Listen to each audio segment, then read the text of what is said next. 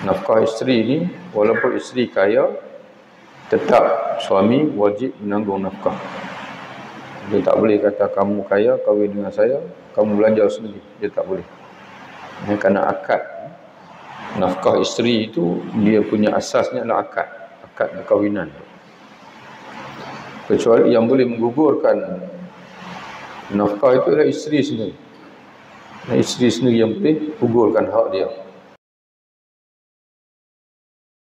Alhamdulillah Rabbil Alamin. Wassalatu wassalamu ala Rasulillah An-Nabiyyil Amin wa ala alihi wa ashabihi wa man wala.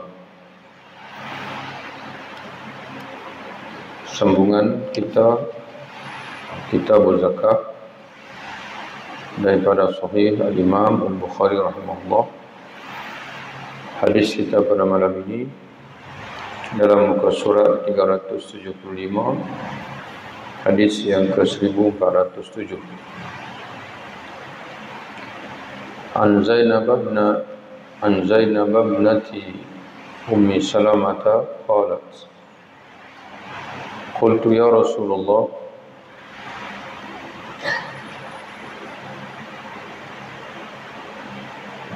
aliya ajrun an unfiqa ala bani Abi Salamah innama hum baniya, faqala anfiqi alaihim falaki ajru ma anfaqti alaihim. Dari Zainab binti Ummu Salamah radhiyallahu anha, ia berkata, Ummu Salamah ini tuan-tuan sekalian adalah anak kepada isteri Nabi sallallahu alaihi wasallam, Ummul Mukminin. Jadi hadis ini daripada anak dia lah, Zainab. Anak dia dengan suami sebelum Rasulullah sallallahu alaihi wasallam, iaitu Abu Salamah. Dalam Irsyadus Sari, syarah Sahih Al-Bukhari oleh Imam Al-Qastalani, kata dia, kana tazawajahan Nabi sallallahu alaihi wasallam ba'da Abi Salamah. Adalah Nabi sallallahu alaihi wasallam mengahwininya selepas kematian Abi Salamah radhiyallahu anhu. Walaha min Abi Salamah, dan dia yakni Ummi Salamah ini memiliki anak hasil perkongsian dia dengan Abu Salamah. Ada yang pertama, anak namanya Salamah, kemudian wa Amru, wa Muhammad, wa Zainab, Zainab yang meriwayatkan hadis ini, wa Durrah. 5 orang. Jadi anak dia, anak Ummu Salamah ini, sebelum dia kahwin dengan Nabi SAW, dia berkahwin dengan Abu Salamah. Ada 5 orang anak. Salah seorang daripadanya adalah Zainab yang menyampaikan hadis ini kepada kita. Dari Zainab binti Abu Salamah, dia berkata, saya bertanya Rasulullah, wahai Rasulullah, apakah saya mendapat pahala manakala saya memberi nafkah kepada Bani Salamah,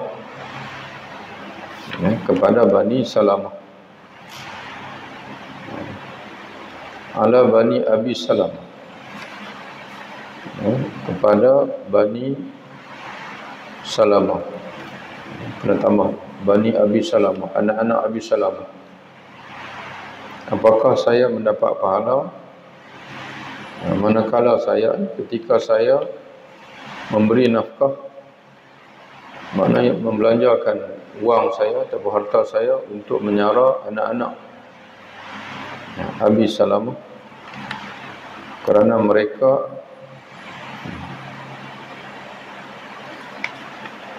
adalah innamahum baniyya, Karena mereka adalah anak-anakku juga. Faqala anfiqi alaihim falaki ajruha ma anfaqti alaihim. Lalu Nabi SAW bersabda, berilah nafkah kepada mereka, bagimu pahala dari apa yang kamu nafkahkan bagi mereka. Tuan-tuan sekalian, Imam Bukhari rahimahullah, dia masukkan hadis ini di bawah tajuk Bab zakati ala zauj wal aitami fil hujr. Bab berkenaan dengan zakat. Seorang perempuan mengeluarkan zakat dengan memberikan kepada suami dia.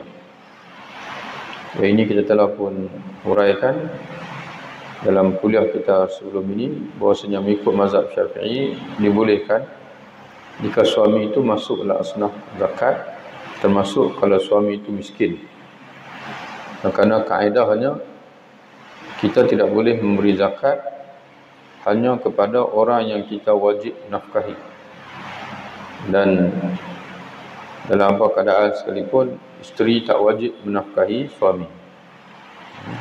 Berbeza dengan suami. Suami wajib menafkahi isteri, jadi sebab itu suami tak boleh bagi zakat pada isteri. Tapi isteri bila-bila masa pun dia tak wajib menafkahi suami dia. Jadi sebab itu kalau suami dia miskin dan dia pula ada zakat yang nak diberikan, contohnya dia ada perniagaan, ataupun dia ada hasil pertanian, ataupun dia ada zakat emas, zakat perak dan sebagainya, maka boleh diberikan kepada suami dia jika suami dia adalah miskin. Dan begitu juga beri kepada anak-anak yatim. Ini anak-anak yatim, maknanya miskin lah. Kalau anak yatim saja, walaupun anak-anak yatim itu fil hujr, duduk sekali dalam rumah dia. Sebagai contohnya, dipanggil, kalau hadis sebelum ini, Zainab juga isteri kepada Abdullah bin Mas'ud, dalam rumah dia itu ada anak yatim, iaitu anak-anak, dia panggil anak-anak saudara dia. Anak-anak yatim itu adalah anak-anak saudara dia. Dia belah anak-anak saudara dia. Jadi walaupun duduk sekali pun boleh diberi zakat. Dan tak boleh itu jika sekiranya anak dia dan nafkah duduk di bawah dia. Sebagaimana kita cerita dah sebelum ini, tuan-tuan sekalian, bila masa seorang ibu dia wajib menafkahi anak. Kerana asal-asal nafkah ini wajib atas lelaki, atas bapa. Kalau bapa sudah tidak ada, tok wan. Tidak ada tok wan lah. Dan nafkah selain daripada isteri diikat dengan keperluan. Jadi tuan-tuan sekalian, berbeza dengan isteri. Nafkah isteri ini, walaupun isteri kaya, tetap suami wajib menanggung nafkah. Dia tak boleh kata kamu kaya, kahwin dengan saya, kamu belajar sendiri. Dia tak boleh.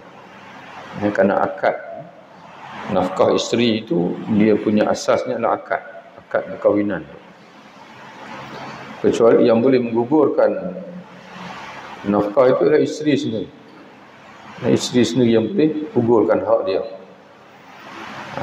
Jadi sama ada isteri, walaupun isteri kaya, tetap suami mesti menunaikan tanggungjawab nafkah.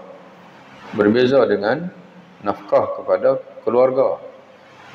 Dalam mazhab Syafi'i, keluarga kita yang wajib kita nafkahi ini hanyalah usul dan juga furu' saja. Berbeza dengan mazhab Imam Ahmad. Usul dan furu', iaitu usul mana orang yang mana kita datang daripada mereka, iaitulah ayah kita, mak kita, ayah kita, dan juga tok wan kita, ataupun mak kepada mak kita. Jadi dia usul kita, dan juga furu'. Furu' ni makna orang yang datang daripada kita, anak kita, cucu kita, cicit kita. Tapi nafkah keluarga ini, sama ada usul atau furu', dia diikat dengan dua. Yang pertama sekali, kita mampu. kita tu mampu. Jadi sebab itu Nabi SAW menyebutkan bahawa ibda' binafsik, mulakan dengan diri kamu dulu. Mana nafkah diri kamu dulu. Kemudian setelah itu barulah orang yang kamu tanggung. Orang yang kita tanggung ni isteri lah. Kemudian diikuti dengan anak-anak dan sebagainya. Jadi kita mampu. Yang kedua, mereka memerlukan. Kita mampu, mereka memerlukan. Memerlukan itu dari segi mana? Dari segi mereka miskin. Dan yang kedua, tidak ada kemampuan untuk bekerja, terutama sekali furu'. Jadi sebab itu ini menjawab tuan-tuan sekalian satu soalan yang juga ditanya, Ustaz, wajibkah saya menyarai mak ayah saya? Jawapan dia, yang pertama tengok kamu mampu ke tidak.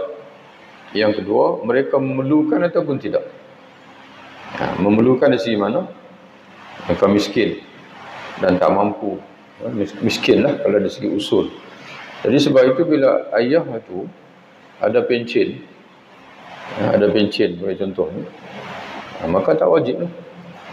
Jadi yang kita bagi, tuan-tuan dan puan sekalian bagi tiap-tiap bulan itu ihsan, birrul walidain, sekadar buat baik kepada dua ibu bapa, tidak wajib. Dan mereka pun tak boleh tuntut sebab mereka ada pendapatan, mereka tidak miskin.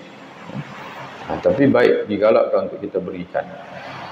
Sebagai dia panggil birrul walidain, buat baik pada dua ibu bapa.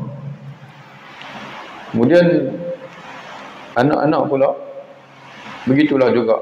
Kalaulah anak-anak itu sudah ada dia, contohnya tuan-tuan sekalian, dia ada kekayaan, maka dia dinafkahi dengan harta dia sendiri.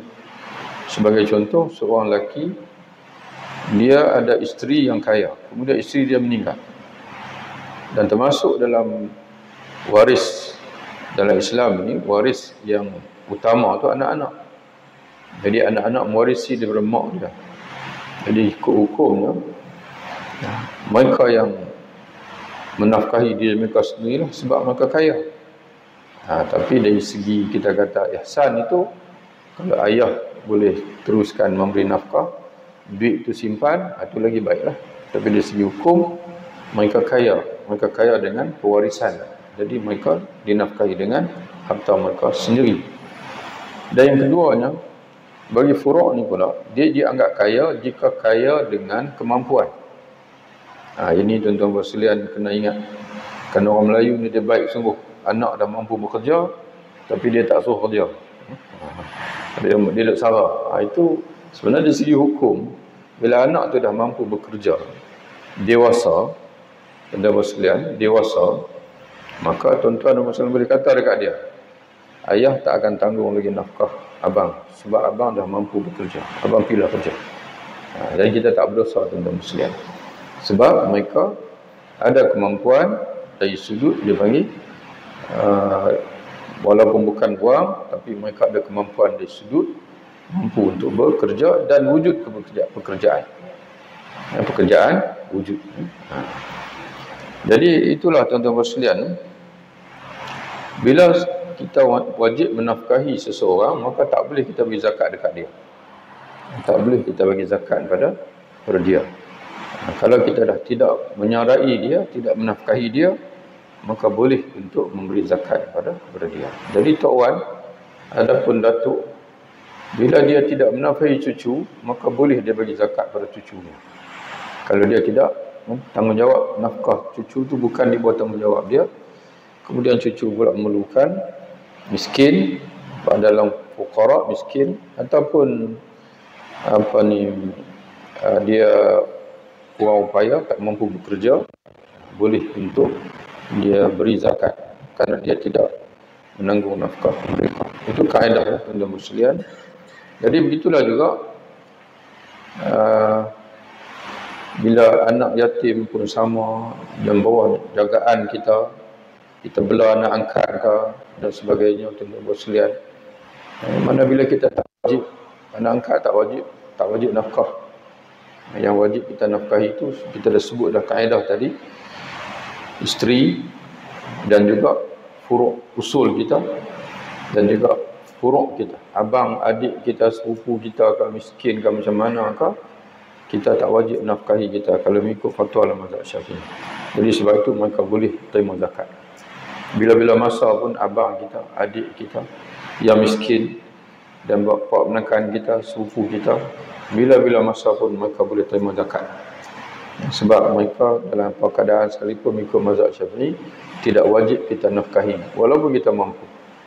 Walaupun kita mampu. Jadi segala-galanya itu, pemberian kita itu adalah atas dasar al-bir ataupun al-ihsan, bukan atas dasar nafkah yang wajib. Cuma tuan-tuan sekalian, kita perlu tangguhlah hadis ni 1407 ni perlu disemak dalam masalah keluarga tu. Abi Salamah, Bani Abi Salamah apa maksudnya. Walaupun tadi semak dah tapi terlepas pandang. Terlepas pandang dari sudut maklumat tentang anak-anak dia. Nanti kita tengok minggu depan insya-Allah. Kita sambung balik hadis ni.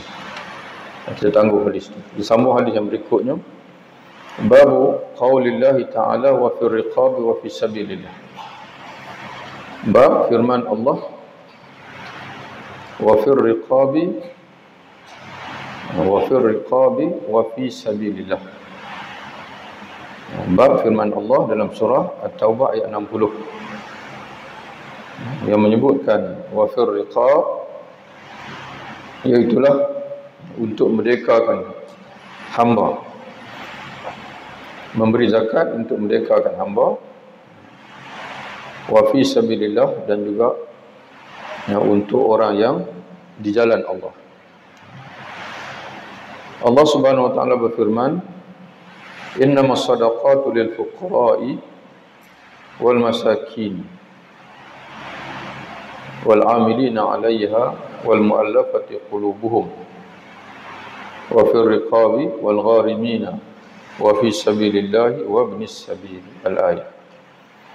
Allah Subhanahu wa taala berfirman, sesungguhnya zakat itu, walaupun dalam istilah disebut as-sadaqat, dan kita dah sebut dah sebelum ni tuan-tuan sekalian, zakat dalam sedekah dalam Quran dan juga dalam hadis, ada ketika yang memberi makna zakat, ada ketika memberi makna sedekah, dan ada ketika memberi makna kedua-dua sekali. Dia bukan lagi, dia tidak sama dengan dalam istilah fiqh. Dalam kitab-kitab fiqh, zakat itu merujuk kepada kewajipan yang wajib. Adapun sedekah itu merujuk kepada pemberian yang sunat. Tapi dalam Quran, sedekah itu ada kalanya memberi maksud zakat, termasuklah dalam ayat ini, surah At-Taubah ayat 60. Allah Ta'ala menyebutkan, innamas sadaqatu, sesungguhnya sedekah-sedekah itu, yakni zakat. Zakat itu lil fuqara'i, hanyalah untuk, sebab itu kata ulama, lam di sini lil ikhtisas, hanyalah khusus dia bagi. Mana orang lain tak boleh bagi kat orang lain. Lil ikhtisas adalah khusus untuk al fuqara'i, orang-orang fakir,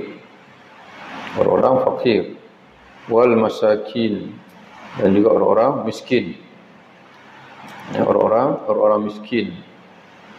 Dan kita dah cerita dah, kita ulang balik tentang perselisihan beza fakir dan miskin. Fakir memerlukan, miskin pun memerlukan, tapi fakir ni lebih teruk daripada miskin. Yang keperluan dia tu lebih teruk daripada miskin, iaitu orang yang tidak ada pendapatan langsung, ataupun ada pendapatan tapi hanya memenuhi tak sampai separuh daripada keperluan dia. Mana 40% saja. Tidak mencapai 50%, 40% saja daripada keperluan dia. Keperluan harian, keperluan bulanan, dia kata bahawa hari ini dia hidup ikut bulan. Keperluan bulanan dia katalah 2,000. Tapi dia hanya dapat dalam sekitar 900, 800. Mana tak sampai separuh dalam 40 keperluan dia. Sebab zaman hari ini tuan-tuan sekalian, isteri dia, anak-anak, kemudian sewa rumah lagi, sekolah lagi, kemudian mana keperluan zaman hari ini. Jadi itu dipanggil fakir. Ataupun dia lumpuh, orang lumpuh. Orang lumpuh memang tak ada langsung pendapatan. Ini mana fakir. Miskin pula ialah dia mempunyai pendapatan lebih daripada 50%, separuh daripada pendapatan, daripada keperluan dia. Mana dia dapat 60%, 70%. Jadi dia perlu dibantu untuk tampung baki keperluan dia. Dia memerlukan sebulan 2,000 dan dia dapat 1,200 gaji dia, 1,300, 1,400, maka dia dikategorikan sebagai miskin. Yang dikategorikan sebagai miskin berhak untuk diberi zakat bagi menampung keperluan hidup dia. Dalam kitab-kitab mazhab Syafi'i dan Muslim, orang yang mempunyai kemampuan untuk bekerja, para ulama sejak dulu lagi mereka mengisyorkan supaya diberi alat-alat yang membolehkan dia bekerja. Sebagai contohnya, dia ada kemampuan untuk menjahit, maka dengan wang zakat itu dibelikan mesin jahit, membeli mesin jahit untuk dia. Ulama-ulama dah sebut dah dulu. Bukan bagi begitu, bagi orang panggil apa, bagi sikit begitu, bagi sikit begitu, tidak.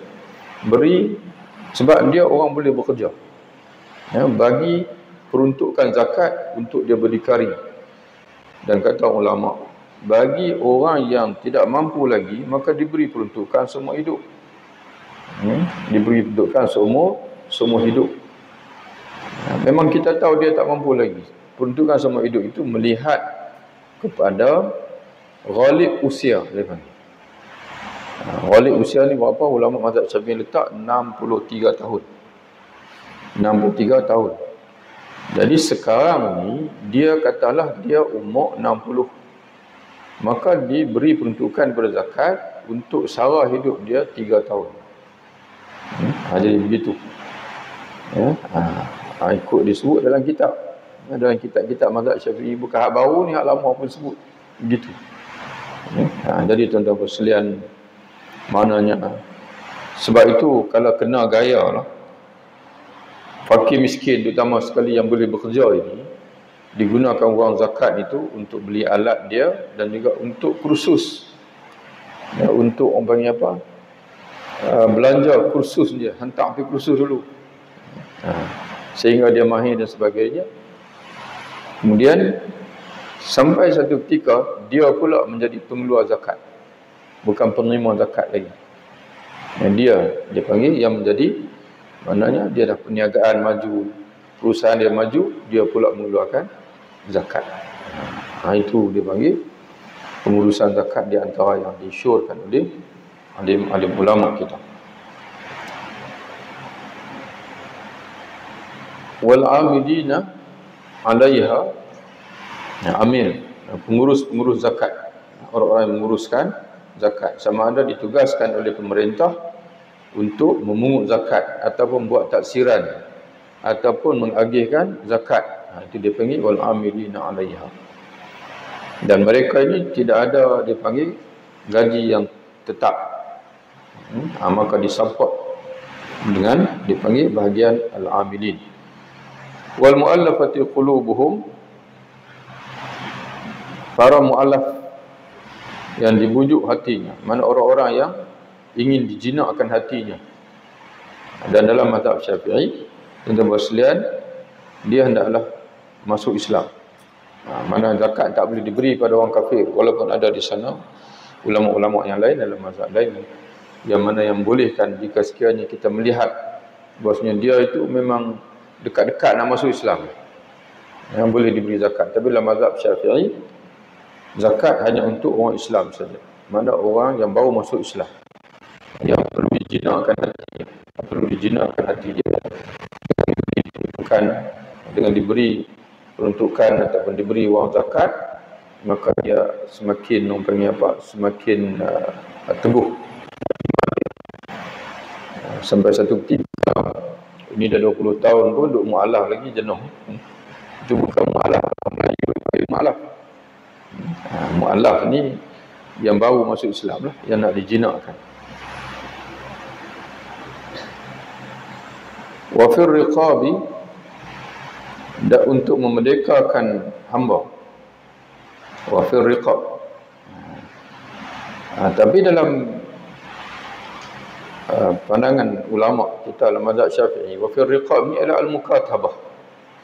Tak boleh beli hamba. Wa fir riqab ni maksudnya adalah untuk dipanggil menyelesaikan bayaran kepada hamba yang dia dijanjikan pembebasan oleh tuan dia, bahawa dia akan dimerdekakan kalau dia bayar.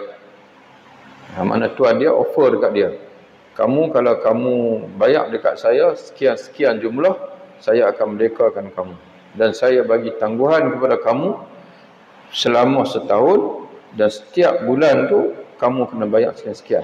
Jadi boleh digunakan wang zakat untuk merdekakan dia. Jadi wafir riqab mengikut mazhab Syafi'i iaitu kepada al-mukatabah. Sebab hamba ni dia banyak kategori dia. Di antaranya dipanggil al-mukatabah, iaitu hamba yang telah ada akad perjanjian dengan tuan dia, akad pembebasan apabila dia membayar jumlah tertentu. Adapun kita pergi beli hamba bebas, itu tak boleh digunakan wang zakat. Tidak boleh digunakan wang zakat. Wal gharimina, dan orang-orang yang berhutang. Wal gharimina, dan orang-orang yang berhutang, iaitu hutang yang bukan maksiat. Hutang yang bukan maksiat. Namun demikian, tuan-tuan sekalian, para ulama menyebut juga kalau dia berhutang dengan hutang maksiat dan dia bertaubat kepada Allah, boleh diberi wang zakat untuk menyelesaikan hutang silam dia. Tapi dengan syarat dia dah bertaubat kepada Allah Subhanahu wa taala. Wa fi sabilillah, dan orang yang berada di jalan Allah.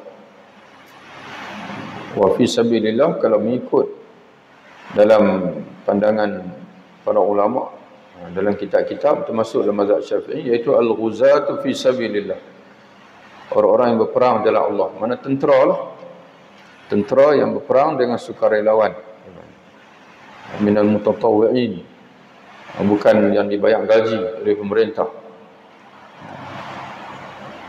Tapi pada zaman hari ini, tuan-tuan sekalian, para ulama ada yang meluaskan pengertian fisabilillah ini, termasuk semua individu ataupun semua orang yang mereka itu berkhidmat di jalan Allah dengan sukarela. Yang berkhidmat di jalan Allah dengan sukarela. Tapi asal-asalnya menurut tafsiran ulama, fisabilillah ini adalah orang-orang yang berperang di jalan Allah, al-mujahidin, di jalan Allah Subhanahu wa taala. Wa ibnis sabil, dan juga musafir. Ibn sabil iaitu musafir yang terputus bekalan di perjalanan. Maka boleh kita bantu dengan wang zakat untuk dia meneruskan perjalanannya bagi dia pulang ke tanah airnya. An Abi Hurairah radhiyallahu anhu qala, dari Abu Hurairah radhiyallahu anhu ia menceritakan, amara Rasulullah SAW bisadaqati, Rasulullah merintahkan zakat. Sekali lagi, sedekah dengan makna zakat. Kata Abu Hurairah, Nabi memerintahkan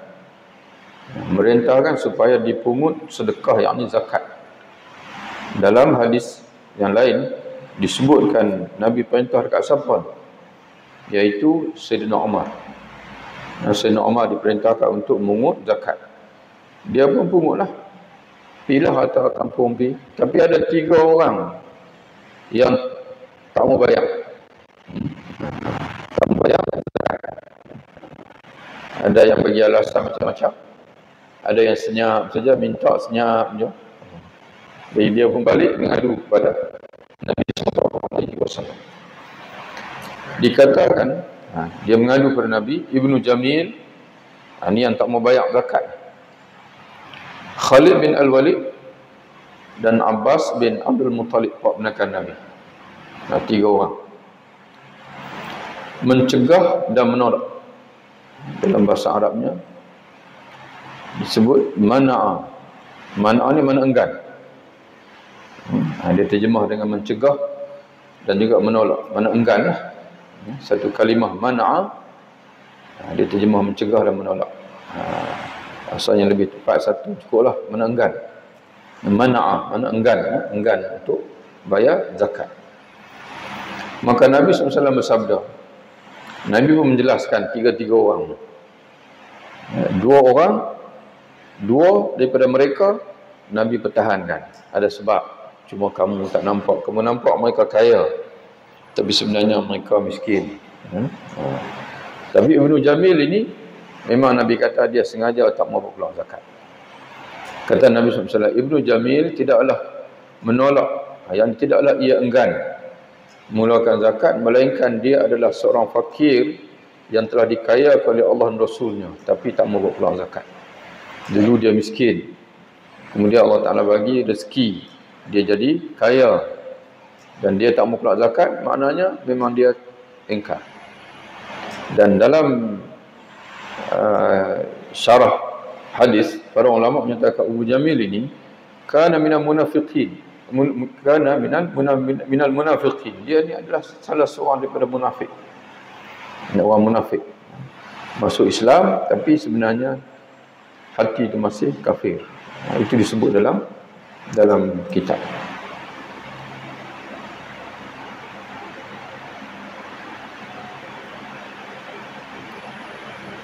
Adapun Khalid, sungguh kamu menganiaya Khalid, kata Nabi. Kamu kalau suruh dia buat keluar juga zakat, mana kamu akan menganiaya dia. Kerana dia adalah seorang fakir, kerana dia telah menahan baju-baju besi dan peralatan-peralatan perang yang di jalan Allah. Dalam bahasa Arabnya disebut qad ihtabasa adra'uhu wa atudahu fi sabilillah. Maknanya semua duit dia semua habis. Dan dia gunakan untuk membeli baju besi dia, dan juga membeli kelengkapan perang dia. Jadi dia bukan kaya lagi. Dulu dia kaya, tapi sekarang dia dah miskin. Jadi memang dia tak keluarkan zakat itu sebab dia miskin. Dia tidak ada duit. Cuma kamu saja nampak dia kaya sebab dia tak minta. Mungkinlah untuk berselian. Kemudian adapun Abbas bin Abdul Muttalib, kata Nabi, paman Rasulullah, dia wajib berzakat 2 kali lipat. Tengok ni, kalau tak tengok pada nas yang asal ni payah kita nak faham. Terjemah itu terjemah harfiah. Fa amma Rasulullah wa amma Al-Abbas bin Abdul Muttalib. Adapun Abbas bin Abdul Muttalib, fa amma Rasulullah, di mana dia adalah bapa saudara Rasulullah SAW, fa hiya alaihi sadaqatun, maka yang wajib atas dia ialah 1 zakat, wa misluha ma'aha, dan ditambah yang seumpama dengan dia 2 kali. Mana dia ada dua zakat. Jadi para ulama khilaf dalam masalah ini. Apa maksud dia ini Nabi sebut? Sebahagian tafsiran, di antaranya dalam syarah Irsyadus Sari Imam di antaranya dalam syarah Syekh Mustafa Al-Bugha, kata dia fa'alaihi sadaqatun ay sabitatun mustahiqqatun tatasaddaqu biha wa tasaddaqu bimisliha ma'ha karaman minhu. Adapun Pak saudara Nabi ini, Nabi sebut dia ini akan mengeluarkan zakat 2 sekaligus. Nabi kata, maknanya dia sebut Abbas ini Dia tak bagi dekat kamu sebab dia dah bagi tahu kepada aku bahwasanya dia akan keluarkan zakat tahun ni dan juga tahun akan datang. Dua-dua sekaligus. Jadi tuan-tuan bersekalian, itu satu tafsiran. Maknanya dia tak bagi zakat dekat Amil sebab dia dah janji untuk bagi zakat kepada Nabi SAW. Tunggu masa saja. Dan satu tafsiran lagi tuan-tuan bersekalian, satu tafsiran lagi, waqila bagaimana disebut oleh Syekh Ali As-Sabuni dalam syarahnya. Bila sebut Syekh Muhammad Ali As-Sabuni ni, dia ramai orang kenal dia ni sebagai mufassir, ahli tafsir, dengan kitabnya Safwat Tafasir dan sebagainya. Tapi dia sebenarnya dia ada satu kitab mensyarahkan keseluruhan hadis yang Sahih Bukhari. Cuma tak begitu masyhur lah sebab dia ni lebih dikenali dengan tafsir. Tapi dia ada kitab dia syarah keseluruhan hadis Sahih Bukhari. Jadi dalam kitab itu dia sebut, adapun Al-Abbas ini Nabi sebut, fahuwa indi fardun, maka dia di sisiku qarbun, li'annani istaslafa minhu sadaqatu amaini. Adapun Abbas ini, kata Nabi, aku telah pun mengambil daripada dia zakat untuk 2 tahun. Mana dia dah bayarlah zakat kepada Nabi untuk 2 tahun. Dia panggil pendahuluan zakat. Dan para ulama daripada hadis inilah, sebagai ulama memfatwakan bahawa zakat ni boleh didahulukan selama 2 tahun. Selama 2 tahun. Bila ada keperluan untuk berbuat demikian. Sebagai contoh, tapi dalam mazhab Syafi'i, tuan-tuan sekalian, dalam mazhab Al-Imam Syafi'i rahimahullah, boleh untuk setahun saja. Setahun semasa saja. Katalah tuan-tuan sekalian ada emas ataupun duit simpanan, zakat simpanan, ataupun perniagaan. Ni semua ni zakat-zakat yang mana ada haul. Kewajipan zakat itu apabila mencukupi nisab satu, dan yang keduanya apabila mencukupi tempoh setahun, dia panggil al-haul. Tapi tak ada cukup setahun, ada orang main minta, orang miskin main minta. Tuan-tuan berkata, saya ni zakat tak sampai lagi, zakat tak sampai lagi, tapi dah kamu minta ni, saya nak bagi. Kata ulama boleh untuk tahun semasa tu boleh, tapi dengan syarat cukup nisab. Cukup nisab. Mana tuan-tuan kena tengoklah, dia panggil cukup nisab. 85 gram emas nilai aset perniagaan ataupun jumlah wang simpanan lebih kurang dalam 20,000, 25,000. Jadi tuan-tuan bagi pendahuluan. Nanti bila cukup haul, kena tengok balik. Kalau lebih, mana zakat, kadar zakat tu 500, tuan-tuan dah bagi 300, mana top up lagi 200. Tapi kalau kurang, kalau tuan-tuan bagi tu lebih, zakat wajib 500, tapi tuan-tuan bagi 600, yang lebih tu kira sedekah lah. Jangan pergi minta balik pula, kira sedekah. Dan sebagian ulama kata boleh sampai 2 tahun. Macam mana? Dalam kes Abbas ini, Nabi dah ambil zakat daripada untuk 2 tahun. Tapi dalam mazhab Syafi'i untuk satu tahun sahaja. Jadi itulah tuan-tuan sekalian, hadis kita pada malam ini. Wallahu a'lam bishawab. Assalamualaikum warahmatullahi wabarakatuh.